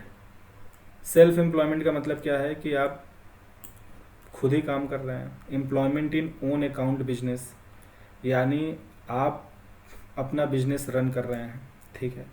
अब सेल्फ एम्प्लॉयमेंट पे क्या ही बोलूँ, ये तो सबको पता है कि कोई व्यक्ति अपना ही बिजनेस रन कर रहा है। अब ये सेल्फ एम्प्लॉयमेंट छोटा बड़ा कुछ भी हो सकता है। अगर आप एक शॉपकीपर हैं, सेल्फ एम्प्लॉयड हैं। आप एक वेंडर हैं, स्ट्रीट वेंडर, आप सेल्फ एम्प्लॉयमेंट मतलब वो भी सेल्फ एम्प्लॉयड है। अगर आप कोई रेस्टोरेंट चला रहे हैं, सेल्फ एम्प्लॉयमेंट है। अगर आप कोई कंपनी खोलते हैं, ठीक है, अगर कोई आप स्टार्टअप करते हैं यानी एंटरप्रेन्योरशिप करते हैं, वो भी सेल्फ एम्प्लॉयमेंट है। यानी कोई भी जो आप अपना बिजनेस ओपन करते हैं, ठीक है, जिससे कि कुछ आपके अकाउंट में पैसे आ रहे हैं, वो अकाउंट आपका है, तो ये सब सेल्फ एम्प्लॉयमेंट है। तो सेल्फ एम्प्लॉयमेंट के क्या फीचर्स होते हैं, क्या फ़ायदे होते हैं? पहला तो होता है कि इंडिपेंडेंस है, आज़ाद होते हैं, आप अपने मन मुताबिक काम करते हैं। आपकी अकाउंटेबिलिटी आपके प्रति होती है, या आपने जो एंटिटी बनाई है वो आपकी रिस्पॉन्सिबिलिटी है, तो you are accountable to that और you are accountable to yourself. फिर बिजनेस ओनरशिप, आपके पास बिजनेस की ओनरशिप होती है। इनकम वेरिएबिलिटी होती है, यानी कि आमदनी घटती बढ़ती रहती है। बिजनेस अच्छा चल रहा है तो आपकी आमदनी अच्छी होगी, बिजनेस डाउन आपकी आमदनी डाउन, ठीक है। तो ये फीचर्स होते हैं। फिर चौथी तरह की एम्प्लॉयमेंट होती है fixed term employment. Fix term employment सरकार ने 2018 में लाया था। देखिए इसके क्या फीचर्स हैं। Under this, workmen are employed on contractual basis for a fix time period. Actually में जो कॉन्ट्रेक्चुअल एम्प्लॉयमेंट है ना, जो अभी मैंने बताया वो इनफॉर्मल वाला, वो कई बार काफ़ी, मतलब वो ऐसा था जो काफ़ी एक्सप्लॉयटेटिव इन नेचर था। मैंने बोला ना कि बहुत ही बायस्ड कॉन्ट्रैक्ट बनाते थे जो एम्प्लॉयर होते थे, और वो कोई जॉब रिलेटेड बेनिफिट्स नहीं देते थे, और वो काफ़ी एक्सप्लॉयटेटिव था, काफ़ी बायस था। तो उसको इम्प्रूव करना था सरकार को। एक तो वो कॉन्ट्रेक्चुअल एम्प्लॉयमेंट को इम्प्रूव करना, दूसरी बात क्या है कि कंपनी जो होती हैं वो जल्दी फॉर्मल एम्प्लॉयमेंट नहीं देना चाहती, क्योंकि अगर आपको फॉर्मल एम्प्लॉयमेंट दे देंगी तो एक तो जॉब रिलेटेड बेनिफिट्स देने पड़ते हैं, प्लस अगर आप अच्छा काम नहीं कर रहे हैं या आप आगे चल के कुछ अच्छा नहीं करते हैं तो कंपनी को आपको निकालते समय कॉम्पनसेशन देना पड़ेगा। और अगर मान लीजिए इकोनॉमिक सिचुएशन बदलती है, अगर कोई रिसेशन आता है या कोई और टर्मोइल सिचुएशन आती है जहां कंपनी के फाइनेंसेस डिस्टर्ब होते हैं और कंपनी को अगर काफ़ी भारी मात्रा में ले ऑफ करनी है, तो फिर वो ले ऑफ करना फॉर्मल एम्प्लॉयज़ का बड़ा मुश्किल होता है। मैंने बोला ना, गवर्नमेंट का परमिशन लेना होगा। तो उन सारे वजहों से कंपनी चाहती हैं कि कम से कम फॉर्मल एम्प्लॉयमेंट दें। ठीक है, जो टॉप कंपनीज है, बड़ी कंपनीज हैं, उनके नीचे की बात मैं कर रहा हूँ। वो लोग तो अपनी प्रेस्टीज, अपनी ब्रांड वैल्यू को ध्यान में रखते हुए फॉर्मल एम्प्लॉयमेंट को प्रमोट करते हैं, जस्ट बिकॉज कि they have to maintain a brand value in the market, कि उनके पास अच्छे से अच्छे एम्प्लॉय आते रहें और वो आएंगे उनकी ब्रांड वैल्यू और उनके वर्क कल्चर के हिसाब से। लेकिन कुछ बड़ी कंपनीज को छोड़ के ज़्यादातर कंपनीज इनफॉर्मल जॉब्स प्रीफर करती हैं। तो उन कंपनीज को फ्लेक्सिबिलिटी मिले और साथ ही साथ जो वर्कर है उसका इंटरेस्ट प्रोटेक्टेड रहे, इसके लिए सरकार ने जो लीगल रास्ता निकाला वो था फिक्स टर्म एम्प्लॉयमेंट। तो ये कॉन्ट्रेक्चुअल एम्प्लॉयमेंट होता है, लेकिन ये कॉन्ट्रेक्चुअल एम्प्लॉयमेंट अलग होता है। अलग कैसे? क्योंकि ये fix term employment contract act से गवर्न होता है, और चूंकि ये एक एक्ट कानून से गवर्न होता है, इसलिए ये वाले जो कॉन्ट्रेक्चुअल एम्प्लॉयमेंट है इसमें एम्प्लॉय को जॉब रिलेटेड बेनिफिट्स मिलते हैं, वो सारे बेनिफिट्स जो किसी एम्प्लॉय को फॉर्मल एम्प्लॉयमेंट में मिल रहे थे। So let's see, it is governed by fix term employment contract act. ठीक है, ये इस एक्ट के अंदर आता है। Introduced in India in 2018 to provide flexibility to both employers and employee. ठीक है, एम्प्लॉयर को फ्लेक्सिबिलिटी क्यों? क्योंकि उसको वो एक फिक्स टर्म के लिए 6 महीने, 1 साल, 1.5 साल, 2 साल, 3 साल, जितने भी साल का कॉन्ट्रैक्ट है उतने साल एम्प्लॉय काम करेगा। जैसे ही कॉन्ट्रैक्ट का पीरियड मैच्योर होगा, ये नौकरी अपने आप खत्म हो जाएगी। तो जो निकालने के लिए जो डिसमिसल का झंझट था, वो जो सारा कुछ प्रोविजंस पूरे करने पड़ते थे कंपनी को, अब उससे वो आज़ाद हो गई। जब तक कॉन्ट्रैक्ट है, एम्प्लॉयमेंट है, कॉन्ट्रैक्ट का पीरियड ख़त्म, मैच्योर हो गया, एम्प्लॉयमेंट ख़त्म। ठीक है, और एम्प्लॉयज़ को भी सहूलियत है। क्यों? क्योंकि उस टर्म में उसके इंटरेस्ट प्रोटेक्टेड है इस एक्ट के तहत। ठीक है, तो ये एक्ट क्या सहूलियत देता है? Note, under this fixed term employment employees are entitled to similar और same job related benefits as permanent employee. यानी अगर मान लीजिए कोई कंपनी फिक्स टर्म एम्प्लॉयमेंट के तहत अगर किसी को एम्प्लॉय करती है, तो उस कंपनी में फॉर्मल एम्प्लॉयज़ को जो सहूलियत सुविधाएं मिल रही थी, वो सहूलियत सुविधाएं इस एम्प्लॉय को भी मिलेंगी। बस फ़र्क इतना है कि जो फिक्स टर्म है, जो कॉन्ट्रैक्ट में टाइम पीरियड है, उसके पूरा होते ही ये व्यक्ति की नौकरी चली जाएगी। और अगर व्यक्ति ने अच्छा काम किया है फिक्स टर्म एम्प्लॉयमेंट के अंदर, तो कंपनी उसकी या तो एम्प्लॉयमेंट एक नया कॉन्ट्रैक्ट बना के कुछ और सालों के लिए एम्प्लॉय करे, या फिर वो बहुत अच्छा काम कर रहा है तो उसको फिक्स टर्म एम्प्लॉय से वो परमानेंट एम्प्लॉय रख सकते हैं। यानी उसको फॉर्मल नेचर वाला जॉब है उसमें उसको वो एकोमोडेट कर सकते हैं। ठीक है, दूसरा नोट देखिए क्या है। फिक्स टर्म एम्प्लॉयज़ सॉरी, दूसरा नोट है कि fix term employees can be converted to permanent employee. किसी भी कंपनी में फिक्स टर्म एम्प्लॉय को आप परमानेंट एम्प्लॉय बना सकते हैं, but permanent employees can not be converted to fix term employees. लेकिन कोई कंपनी अपने फॉर्मल एम्प्लॉयज़ को या फॉर्मल एम्प्लॉयमेंट में जो एम्प्लॉयज़ हैं या जो परमानेंट एम्प्लॉयज़ हैं, इनको फिक्स टर्म एम्प्लॉयज़ में कन्वर्ट नहीं कर सकती। ठीक है, ये इस एक्ट के अंदर रूल है कि आप फिक्स टर्म एम्प्लॉयज़ को परमानेंट बना ले अगर वो अच्छा काम कर रहे हैं। नहीं कर रहे हैं तो कॉन्ट्रैक्ट ख़त्म, तो वो अपने आप नौकरी चली गई। आपको कोई कॉम्पनसेशन या कोई आपको कंप्लायंस करने की ज़रूरत ही नहीं है। ठीक है, लेकिन अगर आपके यहाँ जो परमानेंट या फॉर्मल एम्प्लॉयज़ हैं उनको आप फिक्स टर्म एम्प्लॉय नहीं बना सकते हैं, इट इज़ बार्ड। ठीक है, और फिर यहाँ पर मैंने ये डेफिनेशंस लिख दिए हैं। ऑर्गेनाइज्ड सेक्टर, देखिए एम्प्लॉयमेंट तो बेसिकली यही 4 तरह के होते हैं। ठीक है, तो employment sir mainly of 4 type. Formal employment जिसको हम परमानेंट या फुल टाइम एम्प्लॉयमेंट कहते हैं। दूसरा होता है इनफॉर्मल या फिर temporary employment, informal casual employment या कॉन्ट्रैक्चुअल। तीसरा होता है सेल्फ एम्प्लॉयमेंट। चौथा होता है फिक्स टर्म एम्प्लॉयमेंट। तो बेसिकली यही होते हैं, मेनली 4 तरह के एम्प्लॉयमेंट कॉन्ट्रैक्ट होते हैं, एम्प्लॉयमेंट टाइप होते हैं। ठीक है, कॉन्ट्रैक्ट तो नहीं कह सकते, कैजुअल वर्कर का कोई कॉन्ट्रैक्ट नहीं होता है, सो एम्प्लॉयमेंट टाइप। लेकिन आप देखेंगे कि अलग अलग बुक्स में या गूगल पे आप पढ़ेंगे तो कई बार इन 4 के अलावा आपको बहुत सारी और भी एम्प्लॉयमेंट टाइप देखने को मिलती हैं। तो वो सब इन्हीं का कोई ना कोई सब डिवीजन है।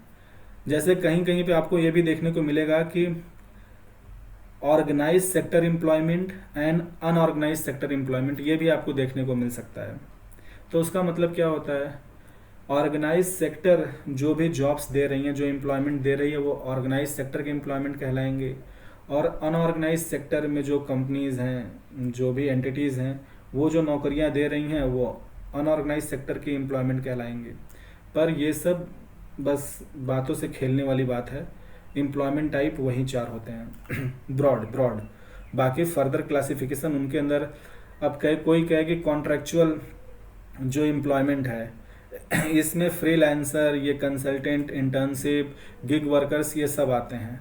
अब कोई इनको भी फर्दर बोले कि नहीं फ्रीलांसिंग अपने आप में एक एम्प्लॉयमेंट टाइप है, गिग वर्कर्स अपने आप में एक एम्प्लॉयमेंट टाइप है, या इंटर्नशिप, प्राइवेट कंसल्टेंसी, तो ये सब एम्प्लॉयमेंट नहीं है, they are under the contractual employment. ठीक है, तो इनको हम इनका जो मेन हेड होगा वो वही होगा कॉन्ट्रैक्चुअल एम्प्लॉयमेंट। सब हेड्स में ये अपना इंडिविजुअल नेचर और अपनी स्पेसिफिकेशंस रखते हैं।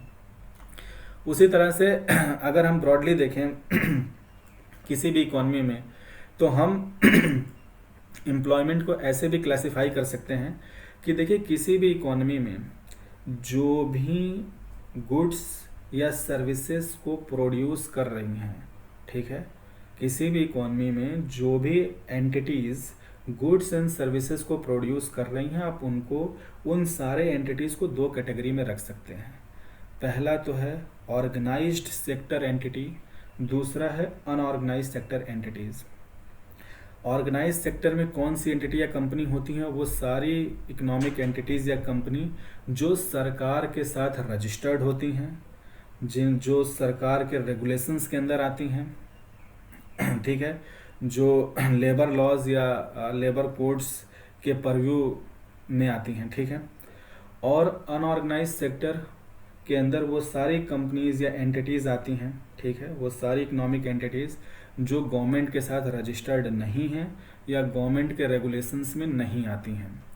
तो अनऑर्गेनाइज सेक्टर वो सारी एंटिटीज़ जो गुड्स एंड सर्विसेज बना रही हैं लेकिन वो गवर्नमेंट के साथ रजिस्टर्ड नहीं हैं, गवर्नमेंट के रेगुलेशंस के अंदर नहीं है, तो इनमें जो भी नौकरियां हैं और जो लोग काम कर रहे हैं वो सब इस वाले सेक्टर की एम्प्लॉयमेंट हो जाएगी और इसके वर्कर। ऑर्गेनाइज सेक्टर वाले तो ऑर्गेनाइज सेक्टर एम्प्लॉयमेंट हो जाएगा और उसके वर्कर। अब देखिए, अब तो इसीलिए मैंने इनकी डेफिनेशन लिख दी कि ऑर्गेनाइज सेक्टर क्या होते हैं। This sector consist of business and enterprises that are registered and regulated by the government. These entities typically operate with formal contract, legal recognition and adherence to labor laws and regulations। यानी क्या मतलब है इसका कि organise sector ऐसे business entities या enterprise होते हैं जो सरकार के साथ रजिस्टर्ड होते हैं, सरकार से रेगुलेटेड होते हैं, ये एंटिटीज़ अपने यहाँ जो भी नौकरियाँ देती हैं वो फॉर्मल एम्प्लॉयमेंट टाइप के होते हैं, या उनमें वो फॉर्मल कॉन्ट्रैक्ट होते हैं, उनकी लीगल रिकॉग्निशन होती है, वो लेबर लॉज के अंदर आते हैं और लेबर लॉज के जो रेगुलेशंस हैं उन पे बाइंडिंग होती हैं। वहीं पे अनऑर्गेनाइज सेक्टर क्या है? Also known as informal sector of economy refers to a segment of economy where economic activities and employment relations are characterized by lack of formal organization structure and regulatory oversight। यानी unorganised sector वो sector है जिसको हम informal sector कहते हैं। तो ये economy का वो हिस्सा, वो सेगमेंट है जहाँ पर जो भी इकोनॉमिक एक्टिविटीज़ या एम्प्लॉयमेंट रिलेशन है एम्प्लॉय और एम्प्लॉयर के बीच में, वो कोई फॉर्मल नेचर नहीं रखता है, वो गवर्नमेंट के रेगुलेशंस या गवर्नमेंट के जो भी लेबर लॉज के रेगुलेशंस हैं उनके परव्यू के बाहर होता है। In unorganised sector economic activities are typically small scale, labour intensive and often family based और इंडिविजुअली ऑपरेटेड बिजनेसेस। सॉरी। तो अनऑर्गेनाइज सेक्टर में कैसी इकोनॉमिक एक्टिविटीज़ आती हैं? ऐसी जो स्मॉल स्केल की हों, ठीक है, या लेबर इंटेंसिव हों, लाइक किसी एग्रीकल्चर फार्म पे क्रॉपिंग या हार्वेस्ट हो रहा है, ठीक है। ऑफन फैमिली ओन्ड बिजनेस, कोई शॉपकीपर है, ठीक है, या कोई स्ट्रीट वेंडर है।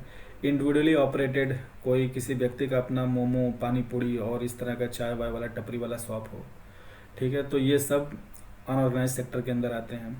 This sector includes a wide range of economic activities like street vending, street foods बेचने वाले लोग, स्मॉल स्केल एग्रीकल्चर वाले एक्टिविटीज़ वाले लोग, डोमेस्टिक वर्क वाले लोग, कंस्ट्रक्शन बाय स्मॉल कॉन्ट्रैक्टर। अच्छा, डोमेस्टिक वर्क में वो पेड वर्क आएगा, ठीक है। पेड वर्क मतलब ये जो शहरों में बाई होती हैं, बाई मतलब जो महिलाएं शहरों में घरों में काम करते हैं, खाना बनाने या बर्तन धुलने का जो काम करते हैं, जिसके लिए उनको 5 या 6 हज़ार रुपये महीने मिलता है, ठीक है, हाउस होल्ड से। तो ये वाला पेड डोमेस्टिक वर्क है, हाउस वाइफ वाला नहीं है ये। कंस्ट्रक्शन बाय स्मॉल कॉन्ट्रैक्टर, ये जो ठेकेदार विकेदार होते हैं, ये self employment in various trades and services, ठीक है। तो ये सब, तो इस सेक्टर की ये सारी जो नौकरियां हैं, ये सब जो भी हमने देखा यहाँ पे, ये अनऑर्गेनाइज सेक्टर एम्प्लॉयमेंट है जो कि इनफॉर्मल नेचर रखता है, ठीक है, जो लेबर लॉज के परव्यू के बाहर है, गवर्नमेंट रेगुलेशंस के बाहर है। और ऑर्गेनाइज सेक्टर के अंदर जो नौकरियां हैं, they are usually of formal nature होना चाहिए, और उनकी लीगल कॉन्ट्रैक्ट होती है एंड ऑल दैट थिंग कि वो लेबर लॉज के अंदर आते हैं। लेकिन प्रॉब्लम, अब यहाँ पे मेन प्रॉब्लम हम देखेंगे कि इंडिया में इनफॉर्मलाइजेशन ऑफ लेबर फोर्स हो रहा है, ठीक है। अभी हमने ऊपर क्या पढ़ा कि ये जो ऑर्गेनाइज सेक्टर है, यानी वो सारी कंपनीज या एंटिटीज जो सरकार के साथ रजिस्टर्ड हैं, इनसे एक्सपेक्ट की जाती है कि ये फॉर्मल जॉब क्रिएट करें, ठीक है। लेकिन हम ये देखेंगे कि इंडिया में ऑर्गेनाइज्ड सेक्टर, ये जो गवर्नमेंट के साथ रजिस्टर्ड कंपनीज हैं ना, या रजिस्टर्ड एंटिटीज़ हैं, इनके यहाँ भी जो मेजॉरिटी जॉब हैं वो इनफॉर्मल नेचर का है। तो ऑर्गेनाइज्ड सेक्टर जिससे कि एक्सपेक्ट की जाती है कि ये फॉर्मल कॉन्ट्रैक्ट बनाए, वो अगर मेजॉरिटी जॉब इनफॉर्मल नेचर का देता है तो इसको बोलते हैं कि लेबर फोर्स का इनफॉर्मलाइजेशन हो रहा है। अनऑर्गेनाइज सेक्टर में जो लेबर फोर्स है, ऑब्वियसली वो बेचारा इनफॉर्मल है, वो ऑब्वियसली अनऑर्गेनाइज सेक्टर में है, तो वो डेली वेज वर्कर है या कॉन्ट्रेक्चुअल एम्प्लॉयमेंट है, तो वो इनफॉर्मल इन नेचर था। लेकिन जो ऑर्गेनाइज सेक्टर अगर ये भी इनफॉर्मल जॉब्स मेजॉरिटी क्रिएट कर रहा है तो ये इनफॉर्मलाइजेशन ऑफ लेबर फोर्स कहलाता है। उसके लिए, अच्छा, मैंने आपको जब पीरियोडिक लेबर फोर्स सर्वे पढ़ाया था तो मैंने बताया था कि जो NSSO है, नेशनल सैंपल सर्वे ऑफिस, ये 2017 से पीरियोडिक लेबर फोर्स सर्वे कर रहे हैं, जो कि वो 1 साल पे करते हैं। इससे पहले ये लेबर फोर्स सर्वे 5 साल पे करते थे, ठीक है, 2017 से पहले। तो जो लास्ट सर्वे था वो 2011-12 का था, और उस सर्वे में NSSO ने हमारे यहाँ लेबर फोर्स का तो सर्वे किया ही कि वर्किंग एज ग्रुप में, यानी 15 साल से 59 ईयर्स के एज ग्रुप में कितने लोग लेबर फोर्स हैं, और उसके ऊपर वाले भी अगर देख ले तो टोटल लेबर फोर्स कितना है, लेबर फोर्स पार्टिसिपेशन रेट, ये सब तो उन्होंने कैलकुलेट किया ही। साथ ही साथ उन्होंने ये कैलकुलेट किया ना कि जो ये लेबर फोर्स है और इसमें जो वर्किंग लोग हैं, ठीक है, मतलब जो हमारा जो जो जो लेबर फोर्स का वो हिस्सा जो वर्कर्स हैं, वो कितने वर्कर्स ऑर्गेनाइज सेक्टर में काम कर रहे हैं, कितने अनऑर्गेनाइज सेक्टर में हैं, ठीक है, उनकी क्या परसेंटेज है मतलब ऑर्गेनाइज और अनऑर्गेनाइज सेक्टर में। साथ ही साथ अगर वो ऑर्गेनाइज सेक्टर में हैं तो उनका एम्प्लॉयमेंट नेचर कैसा है, वेदर इट इज़ फॉर्मल और इनफॉर्मल। तो ये डेटा जो है एनएसएसओ का लेबर फोर्स सर्वे डेटा है 2011-12 के हिसाब से, ठीक है जी। तो अब देखिए इसको देखते हैं कि ये जो लेबर फोर्स सर्वे था एनएसएसओ का 2011-12, इसने क्या चीज़ ब्रॉट आउट किया। So it brought out informalisation of labour force in India, और इसी को मद्देनज़र रखते हुए फिक्स टर्म एम्प्लॉयमेंट सरकार ने 2018 में बनाया था। अब देखिए यहाँ पे क्या बात है, एक ये कॉलम एम्प्लॉयमेंट टाइप का है, ठीक है, ये कॉलम ऑर्गेनाइज सेक्टर की एम्प्लॉयमेंट को लेकर है, ये कॉलम अनऑर्गेनाइज सेक्टर के एम्प्लॉयमेंट को लेके हैं, और ये मतलब टोटल। अब देखिए आप यहाँ पे देखिए कि पहले तो ये देख लेते हैं कि ओके, पहले ये देखते हैं कि हमारे देश में इंडिया में एज पर दिस 2011-12 सर्वे सबसे ज़्यादा एम्प्लॉयमेंट कौन सी हैं, ठीक है। तो सबसे ज़्यादा एम्प्लॉयमेंट कौन सी हैं, let me change the colour, इसको थोड़ा अच्छे से समझते हैं। Okay, let me select green. देखिए सबसे ज़्यादा एम्प्लॉयमेंट क्या है, सबसे ज़्यादा एम्प्लॉयमेंट है इनफॉर्मल एम्प्लॉयमेंट। क्यों? क्योंकि देखिए इनफॉर्मल एम्प्लॉयमेंट की संख्या है लगभग 92%। यानी भारत में जो टोटल, अगर हम जॉब टाइप को या जॉब नेचर को सिर्फ दो कैटेगरी में रख दें, फॉर्मल और इनफॉर्मल, तो 92% जॉब, अप्रॉक्सीमेटली 92% जॉब जो हैं वो इनफॉर्मल हैं। यानी 92% लोग जो नौकरियां कर रहे हैं वो इनफॉर्मल नेचर का है। सिर्फ लगभग 8% लोगों के पास फॉर्मल एम्प्लॉयमेंट है। पहली बात तो ये नोट करने की बात है। दूसरी बात है नोट करने की कि ये जो इनफॉर्मल एम्प्लॉयमेंट है ये हमारी इकॉनमी में मतलब टोटल एम्प्लॉयमेंट का 92% है, और इसमें भी सबसे ज़्यादा जो एम्प्लॉयमेंट इकॉनमी में कंट्रीब्यूट कर रहा है वो है अनऑर्गेनाइज सेक्टर। देखिए जो अनऑर्गेनाइज सेक्टर है ये हमारे इकॉनमी में टोटल लगभग 83% एम्प्लॉयमेंट क्रिएट कर रहा है, ठीक है। तो ये दो बातें आप समझ गए। अब इस वाले कॉलम को समझते हैं कि organise sector employment. Organise sector से हमें क्या उम्मीद थी कि ये फॉर्मल जॉब्स क्रिएट करेंगे, पर देखिए ऑर्गेनाइज सेक्टर जो हमारी इकॉनमी का है ये हमारी इकॉनमी में टोटल कितना एम्प्लॉयमेंट क्रिएट कर रहा है, 17% एम्प्लॉयमेंट क्रिएट कर रहा है। लेकिन इस 17% का भी जो मेजॉरिटी एम्प्लॉयमेंट है दैट इज़ 9.3%, ये इनफॉर्मल नेचर का है। आप बात समझ रहे हैं। ऑर्गेनाइज सेक्टर से हमें ये एक्सपेक्टेशन थी कि ये ऑर्गेनाइज सेक्टर अगर हमारे इकॉनमी में 17% जॉब्स क्रिएट कर रहे हैं तो हम इनसे एक्सपेक्ट करते हैं कि ये 17% लगभग फॉर्मल जॉब होने चाहिए, लेकिन इनका मेजॉरिटी जो है वो इनफॉर्मल जॉब है। इसी को बोलते हैं, क्योंकि देखिए यहाँ पे तो अनऑर्गेनाइज सेक्टर तो 83% इनफॉर्मल जॉब क्रिएट कर ही रहा था। अगर ऑर्गेनाइज सेक्टर भी लगभग 9.5% इनफॉर्मल जॉब क्रिएट करे तो इनफॉर्मल जॉब टोटल 92%, यानी इनफॉर्मलाइजेशन ऑफ लेबर फोर्स हो रहा है। यानी कि देश में ऑर्गेनाइज सेक्टर अगर बढ़ रहा है, बड़ा हो रहा है, लेकिन उस ऑर्गेनाइज सेक्टर में अगर इनफॉर्मल जॉब बढ़ रहे हैं यानी हमारे लेबर फोर्स का इनफॉर्मलाइजेशन हो रहा है, ठीक है। और फिर देखिए बाकी तो आप समझे गए कि 17% जो हैं ये एम्प्लॉयमेंट ऑर्गेनाइज सेक्टर से आते हैं, जिसमें से 7.7% फॉर्मल नेचर के हैं, 9.3 इनफॉर्मल नेचर के हैं। और देखिए ये जो अनऑर्गेनाइज सेक्टर है ना, ये टोटल 83% एम्प्लॉयमेंट क्रिएट कर रहा है, मतलब एम्प्लॉयमेंट का 83% कंट्रीब्यूट कर रहा है। उसमें देखिए कि मेजॉरिटी जो है अप्रॉक्सीमेटली 82.6% ये इनफॉर्मल नेचर का है, पर देखिए अनऑर्गेनाइज सेक्टर भी फॉर्मल जॉब्स क्रिएट कर रहा है, दैट इज 0.4%। अब सवाल आता है कि अगर अनऑर्गेनाइज सेक्टर में ऐसे इकोनॉमिक एंटिटी आते हैं जो सरकार के साथ रजिस्टर्ड नहीं है, सरकार के रेगुलेशंस में नहीं आते हैं, लेबर लॉज के परव्यू में नहीं आते हैं, तो वो फॉर्मल एम्प्लॉयमेंट कैसे हो जाएगा? देखिए, फॉर्मल एम्प्लॉयमेंट होने का मतलब ये था कि आपका जो जॉब है वो परमानेंट होनी चाहिए, 8 घंटे की वर्किंग आवर्स होनी चाहिए, आपको जॉब रिलेटेड बेनिफिट्स मिले और आपको जॉब सिक्योरिटी हो। अगर ये सारी चीज़ें कोई अनऑर्गेनाइज सेक्टर में आपको दे दे, यानी मान लीजिए कोई ऐसी इकोनॉमिक एंटिटी है जो सरकार के साथ रजिस्टर्ड नहीं है, पर उसके यहाँ जो क्लर्क है उसका वो परमानेंट जॉब है, ठीक है, उसको डर नहीं है जॉब से निकाले जाने का, उसको एक बेसिक पे और डियरनेस अलाउंस मिलता है, इसके अलावा अगर उसको जॉब रिलेटेड बेनिफिट्स भी अगर वो एम्प्लॉयर दे रहा है, तो वो फॉर्मल नेचर का जॉब हो गया। क्योंकि भाई अगर उसका काम परमानेंट है, बेसिक पे प्लस डियरनेस अलाउंस के अलावा अगर जॉब रिलेटेड बेनिफिट्स मिल रहा है, तो वो एम्प्लॉयमेंट नेचर क्या हो जाएगी? फॉर्मल, ऑल्दो कि वो एंटिटी रजिस्टर्ड नहीं है। तो ये सारा डेटा हो गया, ठीक है।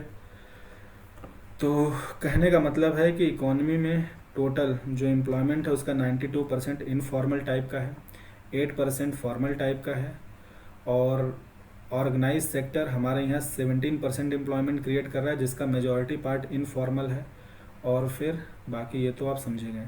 अब यहाँ सवाल ये है कि ओके, अब इन सबको थोड़ा हटा देते हैं।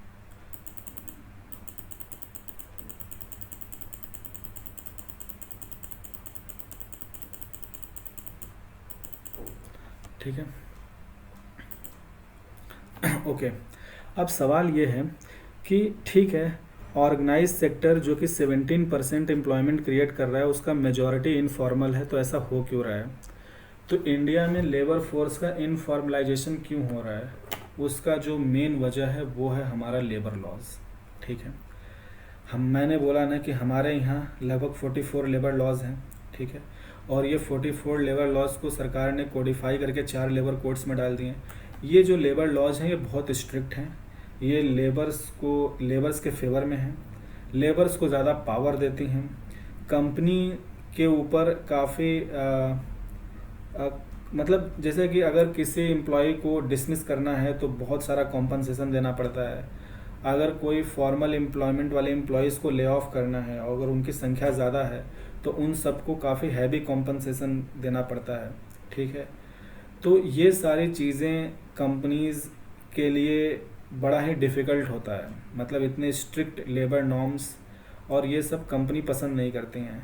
इसीलिए कंपनी इन सारे लेबर लॉज के ये जो स्ट्रिक्ट और कॉम्प्लेक्स प्रोविजंस हैं इनसे बचने के लिए वो कहती हैं कि भैया फॉर्मल एम्प्लॉयमेंट दोगे तो ये सब स्ट्रिक्टनेस और ये जो भी कॉम्प्लेक्स प्रोविजंस है ये फॉलो करने पड़ेंगे, बिकॉज ये सब लीगली बाइंडिंग है।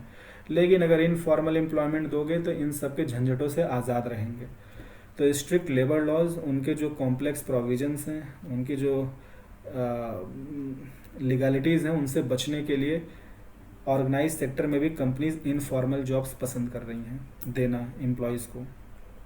लेकिन क्या कोई एम्प्लॉय इनफॉर्मल जॉब चाहता है? बिल्कुल नहीं, क्योंकि इनफॉर्मल में बेचारे को जॉब रिलेटेड बेनिफिट्स नहीं मिल रही हैं, जॉब सिक्योरिटी नहीं है, अगर उसका एक्सप्लॉयटेशन हो रहा है तो उसको लेबर लॉज की प्रोटेक्शन नहीं है। तो कोई भी एम्प्लॉय इनफॉर्मल जॉब नहीं चाहता। लेकिन अगर एम्प्लॉयर यही ऑफ़र करेगा और इंडिया में अनएम्प्लॉयमेंट रेट इतना हाई है, इतने लोग नौकरी सीख कर रहे हैं, इतने सारे टेक्निकल ग्रेजुएट्स हैं, तो ऑब्वियसली इकोनॉमिक सिचुएशन ऐसी बन जा रही है ना कि इनफॉर्मलाइजेशन बढ़ रहा है। अगर हमारे यहाँ इतना चीप लेबर नहीं होता, इतनी भारी मात्रा में टेक्निकल ग्रेजुएट्स नहीं होते, इतनी भारी मात्रा में अनएम्प्लॉयमेंट नहीं होता, तो कंपनीज़ के लिए इनफॉर्मलाइजेशन करना डिफ़िकल्ट होता। लेकिन जब चीप और एवरेज स्किल्ड लेबर अवेलेबल है बड़ी संख्या में, तो फिर कंपनी के लिए आसान हो जाता है इनफॉर्मल एम्प्लॉयमेंट देना। फिर मैंने लिखा है कि majority of jobs of organise sector are of informal nature, so informalisation of labour force हो रहा है इंडिया में। अच्छा, एक बात मैं और कहता हूँ, इंडिया में ये जो हमारा ऑर्गेनाइज सेक्टर है ये एम्प्लॉयमेंट में 17% कंट्रीब्यूट कर रहा है, ये काफ़ी कम है as compare to unorganise sector. तो ये प्रॉब्लम नहीं है जस्ट बिकॉज कि इंडिया एक डेवलपिंग इकोनॉमी है, ठीक है। तो डेवलपिंग इकोनॉमीज़ या किसी अंडर डेवलप्ड इकोनॉमीज़ में ऑर्गेनाइज सेक्टर बहुत छोटा होता है, अगर वो सेक्टर छोटा है तो वो कम एम्प्लॉयमेंट कंट्रीब्यूट करेगा। लेकिन उसमें ये जो इनफॉर्मल एम्प्लॉयमेंट वो कंट्रीब्यूट कर रहा है, ये अच्छा नहीं है, दिस इज़ नॉट गुड, ठीक है, not for the labour force, मतलब एम्प्लॉयज़ के लिए अच्छा नहीं है। और एम्प्लॉयर ऐसा क्यों कर रहा है? अपनी ज़्यादा फ्लेक्सिबिलिटी के लिए, ठीक है, वो लेबर लॉज के कॉम्प्लेक्स प्रोविजन से, उनकी लीगैलिटी से बाहर रहना चाहता है, आज़ाद रहना चाहता है। और वो कर क्यों पा रहा है? क्योंकि हमारे यहाँ बहुत ज़्यादा लेबर फोर्स, बहुत चीप लेबर फोर्स अवेलेबल है, ठीक है, एवरेज स्किल्ड लेबर फोर्स। तो अब देखिए, इनफॉर्मलाइजेशन तो आप पढ़ लिए, अब सवाल आता है कि रेपरकशंस क्या होते हैं, ठीक है। तो लेबर लॉज के दो रेपरकशंस होते हैं, मतलब जब भी किसी देश में लेबर लॉज बहुत स्ट्रिक्ट होते हैं तो उसका रेपरकशन ये होता है कि जो भी एम्प्लॉयमेंट है ऑर्गेनाइज सेक्टर में वो भी इनफॉर्मल नेचर के बढ़ने लगते हैं, यानी informalisation of employment in organise sector ये बढ़ता है। दूसरा, ease of doing business reduce होता है। अगर स्ट्रिक्ट लेबर लॉज हैं तो कंपनीज को पता है कि कल की डेट में अगर कोई इकोनॉमिक क्राइसिस या इकोनॉमिक टर्मोइल आती है, कोई बिजनेस टर्मोइल आती है, तो एम्प्लॉयज़ को निकालना बहुत मुश्किल होगा। अगर उनको निकालना है तो बहुत हैवी कॉम्पनसेशन देना पड़ेगा। तो जो कंपनी वैसे ही फाइनेंशियली स्ट्रगल कर रही है वो एम्प्लॉयज़ को ले ऑफ कर रही है कॉस्ट कटिंग के लिए, वो भी अगर हैवी कॉम्पनसेशन से अगर निकालेगी तो कंपनी बर्बाद हो जाती हैं। तो इससे ease of doing business reduce होता है, तो इन्वेस्टमेंट रिड्यूस होता है। तो अगर इन्वेस्टमेंट कम आएगा तो एम्प्लॉयमेंट जनरेशन कम होगा। एक बात तो ये, दूसरी बात है कि अब ये समझते हैं कि इनफॉर्मलाइजेशन ऑफ लेबर फोर्स जब होता है तो इसके क्या रेपरकशंस होते हैं। तो देखिए, सबसे पहला तो इसका जो एम्प्लॉय पे असर पड़ता है वो ये है कि एम्प्लॉय बेचारे को कम सैलरी मिलती है, उसको कोई जॉब रिलेटेड बेनिफिट्स नहीं होता है, पीएफ पेंशन ये सब कुछ नहीं मिलता बेचारे को, हेल्थ इंश्योरेंस, कोई जॉब सिक्योरिटी नहीं होती है क्योंकि कोई फॉर्मल कॉन्ट्रैक्ट नहीं है। तो एम्प्लॉयज़, और अगर वो ओवर टाइम कर रहा है तो उसको कोई over time allowances, over time पे भी नहीं मिलता है। तो अगर इनफॉर्मलाइजेशन बढ़ रहा है तो ये एम्प्लॉयज़ के लिए एक्सप्लॉयटेटिव इन नेचर है, ठीक है। अब एम्प्लॉयर ऐसा करते क्यों हैं? Why organise sector employers are creating informal jobs, वो कर क्यों रहे हैं इनफॉर्मल जॉब्स, वो इतना इनफॉर्मल जॉब्स दे क्यों रहे हैं? तो उसका वजह है कि भाई कंपनी के पास ज़्यादा फ्लेक्सिबिलिटी होती है। कल की डेट में अगर एम्प्लॉय को निकालना है तो कोई कंप्लायंस, कोई गवर्नमेंट की परमिशन कंप्लायंस ये सब नहीं करनी होगी, वो कोई कॉम्पनसेशन नहीं देना, आप उसको निकाल सकते हैं। उसको जॉब रिलेटेड बेनिफिट्स नहीं देने हैं, ओवर टाइम पे नहीं देना है, उसको एक्सप्लॉइट कर पाना है, ठीक है, इसलिए कंपनी इनफॉर्मल जॉब्स देती हैं। दूसरी बात है कि कंपनी को कॉस्ट कम पड़ता है, जाहिर सी बात है भाई, अगर कंपनी जॉब रिलेटेड बेनिफिट्स नहीं दे रही है, उसका कंप्लायंस कॉस्ट कम हो गया और वो ओवर टाइम भी करा रही है, पैसे नहीं दे रही है, तो ये सारा एक्सप्लॉइटेशन उसकी कॉस्ट कटिंग ही तो करता है। और फिर डिसएडवांटेज क्या है? ऐसा नहीं है कि जब इकॉनमी में इनफॉर्मलाइजेशन ऑफ एम्प्लॉयमेंट होने लगेगा, यानी इनफॉर्मल जॉब्स जब कंपनीज देती हैं तो इसके सिर्फ फ़ायदे नहीं, कुछ नुकसान भी हैं। नुकसान क्या है? कि सबसे बड़ा जो नुकसान है, less loyalty towards the company. अगर कोई बड़ी कंपनी में या कोई ऑर्गेनाइज सेक्टर वाली कंपनी में इनफॉर्मल जॉब में है तो वो कम पता है कि मुझे यार ना अच्छी सैलरी मिल रही है, मेरा एक्सप्लॉइटेशन हो रहा है, और उसको जॉब सिक्योरिटी भी नहीं है, जॉब रिलेटेड बेनिफिट्स भी नहीं, तो कंपनी के प्रति कोई लॉयल्टी नहीं होती है। ऐसे लोग लाइक गॉसिप्स क्रिएट करते हैं या कंपनी की बुराई करते हैं। दूसरी बात क्या होती है, तो जब वो व्यक्ति मन लगा के काम नहीं करेगा, उसकी कोई अटैचमेंट नहीं है, तो जाहिर सी बात है कि वो व्यक्ति का जो वर्क होगा उस कंपनी को लेकर वो बहुत इनएफिशिएंट होगा, ठीक है, वो बहुत काम चोरी करेगा, और उसकी काम चोरी को देख के कोई दूसरा काम चोरी करेगा, उसको देख के तीसरा करेगा। तो फिर इनफॉर्मल एम्प्लॉयमेंट अगर किसी कंपनी में ज़्यादा है तो वो कंपनी को इनएफिशिएंट बनाने लगते हैं अंदर से, ठीक है। तो ये उस कंपनी या एम्प्लॉयर का ही नुकसान है। दूसरी बात होती है कि अगर भाई आप लोगों को ले रहे हैं, उनकी लॉयल्टी कम है, आप उन्हें निकाल रहे हैं, वो आपकी नौकरी छोड़ दे रहे हैं, तो आपको नई हायरिंग करनी पड़ेगी। अब नई हायरिंग करके लाएंगे तो उसको ट्रेनिंग देनी पड़ेगी, उसको काम समझाना पड़ेगा, वो उसको वहाँ एटमॉस्फेयर में एडजस्ट करना पड़ेगा उस कंपनी इन्वायरमेंट में। इन सबको बोलते हैं ओरिएंटेशन पीरियड। तो उसमें आप उसको जो तनख्वाह सैलरी दे रहे हैं वो सब आपका ओरिएंटेशन कॉस्ट है। तो वो बेकार में आपके जेब से जा रहा है, लेकिन काम तो आ नहीं रहा है या कम काम कर रहा है। और आपकी हायरिंग कॉस्ट बढ़ जाएगी, बिकॉज आपको बार बार लेबर्स हायर करने पड़ेंगे, वर्कर्स हायर करने पड़ेंगे। उसके लिए या तो आप किसी थर्ड पार्टी, अगर आप किसी पोर्टल पे जाकर एडवर्टीजमेंट करते हैं जॉब की, तो उस पोर्टल को पेमेंट करेंगे। किसी थर्ड पार्टी से अगर एम्प्लॉयज़ एब्जॉर्ब कर रहे हैं तो उनको कमीशंस देंगे। तो कहने का मतलब है कि अगर इनफॉर्मलाइजेशन बढ़ रहा है तो इसका एम्प्लॉयर को फ्लेक्सिबिलिटी फ़ायदा तो है, लो कॉस्ट टू कंपनी पड़ तो रही है, लेकिन नुकसान भी है। कंपनी की एफिशिएंसी गिरती है, कंपनी की हायरिंग कॉस्ट बढ़ जाती हैं, बिकॉज आपको फिर बार बार एम्प्लॉयज़ हायर करने पड़ेंगे। तो उसके लिए आप एडवर्टीजमेंट से करेंगे तो एडवर्टीजमेंट कॉस्ट बढ़ेगी, थर्ड पार्टी तो कमीशन देना पड़ेगा। और अगर एडवर्टीजमेंट से आप हायरिंग कर भी रहे हैं तो आपका वर्किंग मैन पावर वो इंटरव्यू लेगा, पूरा प्रोसेस कंप्लीट करेगा, तो उसका भी टाइम जा रहा है, तो उसकी एफिशिएंसी रिड्यूस होगी। साथ ही साथ अगर आप नए एम्प्लॉयज़ एब्जॉर्ब कर रहे हो तो उनको काम सिखाओगे, तो उस ओरिएंटेशन पीरियड में भी तो आप फालतू में पे कर रहे हो। तो नुकसान है, but still it gives, but ये नुकसान है, पर ये नुकसान जो है ये कम है। इनफॉर्मल जॉब देने से कंपनीज को फ़ायदा ज़्यादा है, बहुत फ़ायदा है, क्योंकि जॉब रिलेटेड बेनिफिट्स ना देना, ओवर टाइम कराना, जॉब सिक्योरिटी ना देना या कंप्लायंस कॉस्ट का ना होना, ये सब कंपनी को बहुत ज़्यादा सहूलियत देता है, बहुत ज़्यादा फ़ायदा देता है एज कम्पेयर टू कि जो भी मैंने नुकसान गिनाए। इसीलिए इंडिया में इनफॉर्मलाइजेशन ऑफ एम्प्लॉयमेंट हुआ है ऑर्गेनाइज सेक्टर में, और आने वाले टाइम में ये इनफॉर्मलाइजेशन बढ़ने वाला है। अच्छा, मैं यहाँ पे एक बात और कहना चाहता हूँ कि देखिए, जो बड़ी कंपनीज़ होती हैं, ठीक है, लाइक जो भी इंडिया में बड़ी कंपनीज है, चाहे वो मैन्युफैक्चरिंग में हो चाहे सर्विस सेक्टर में हो, बड़ी कंपनीज हमेशा ब्रांड वैल्यू, अपनी प्रेस्टीज, अपने वर्किंग कल्चर, क्योंकि वो अच्छे से अच्छे वर्कर को, अच्छे से अच्छे लेबर को अपने यहाँ एब्जॉर्ब करना चाहती हैं। और काबिल से काबिल बंदा वहाँ जाएगा जहाँ पे वर्क कल्चर अच्छा हो, जिस संस्था की ब्रांड वैल्यू अच्छी हो, उसका एम्प्लॉयमेंट कॉन्ट्रैक्ट अच्छा हो। तो बड़ी कंपनीज जिस भी डोमेन में हैं वो तो फॉर्मल एम्प्लॉयमेंट क्रिएट कर रही हैं, और वो उनके यहाँ फॉर्मल एम्प्लॉयमेंट की संख्या बढ़ रही है, ठीक है।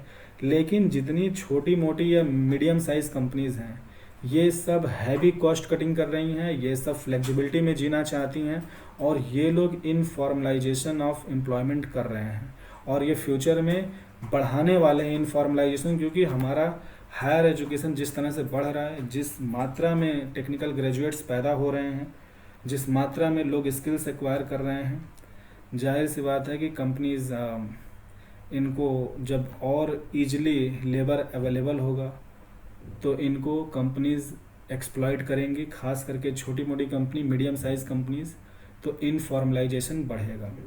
पर बड़ी कंपनी अच्छी होती हैं, like they follow the norms, क्योंकि उनको अपनी ब्रांड वैल्यू, वर्क कल्चर या प्रेस्टीज मेंटेन करनी है, और गवर्नमेंट की रेगुलेशंस भी होती हैं, नो डाउट। तो आज के लेक्चर में बस इतना ही। तो इस तरह से हमारा टाइप्स ऑफ एम्प्लॉयमेंट ख़त्म हो गया। ये लेक्चर शायद बहुत लंबा हो गया, मैंने सोचा नहीं था इतना लंबा होगा, पर हो गया। तो हमने क्या पढ़ा कि employment type mainly formal, informal होते हैं। फॉर्मल वाले को परमानेंट या फुल टाइम जॉब कहते हैं, उसके क्या फीचर्स होते हैं हमने देखा। इनफॉर्मल को टेम्परेरी एम्प्लॉयमेंट भी कहते हैं, इनफॉर्मल कैजुअल एम्प्लॉयमेंट या डेली वेज एम्प्लॉयमेंट, कॉन्ट्रैक्चुअल, जो कि मैंने एग्जांपल्स दिए हैं। Self employment, employment in your own account business. फिर होता है फिक्स टर्म एम्प्लॉयमेंट, ये 2018 में लाया गया था। It is governed as per fix term employment contract act. फिर उसके क्या नोट्स हैं, मतलब क्या फ़ायदे हैं, क्या कंपनी नहीं कर सकती। ऑर्गेनाइज सेक्टर क्या होता है, अनऑर्गेनाइज सेक्टर क्या होता है। और फिर हमने informalisation of labour force in India देखा as per the NSSO survey of 2011-12। And फिर हमने रीजन देखा कि अगर इनफॉर्मलाइजेशन हो रहा है तो क्यों हो रहा है। इनफॉर्मलाइजेशन एम्प्लॉय के लिए तो नुकसान ही नुकसान है, पर एम्प्लॉयर के लिए फ़ायदा ज़्यादा है, पर सिर्फ फ़ायदा ही नहीं, कुछ नुकसान भी हैं। So this is all about for today lecture. अगले लेक्चर में हम मेजरमेंट ऑफ अनएम्प्लॉयमेंट देखेंगे। ठीक है, कि अनएम्प्लॉयमेंट को कितने तरीक़ों से मेजर्स करते हैं, और उन तरीक़ों से अनएम्प्लॉयमेंट को जब हम मेजर करते हैं तो अनएम्प्लॉयमेंट रेट इंडिया में कितना है। तो इन सारी चीज़ों को हम देखेंगे। So for today, thank you so much.